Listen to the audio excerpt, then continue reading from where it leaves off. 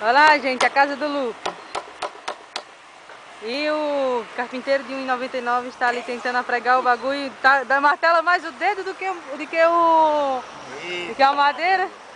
Pode rir, não tem problema não. Ó, presta atenção, ó o dedo, ó o vento. Eita, Ó o vento. Vou botar bem perto de vocês, ó o prego entortando. entorta, mas que ele vai, filho da puta. Coitado do Lupe. E tem que dar graças a Deus que eu tô fazendo a casa pra ele. É, mas só pregou um lado e caiu o outro.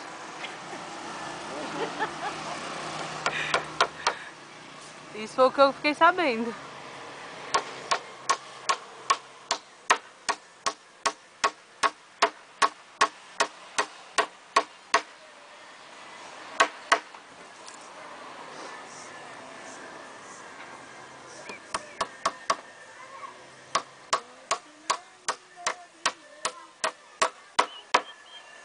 É, meu filho, você dá pra carpinteiro. Tá começando a ficar ali, fica firme agora.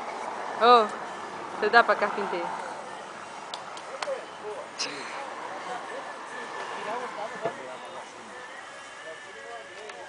Tá meio mole esse negócio.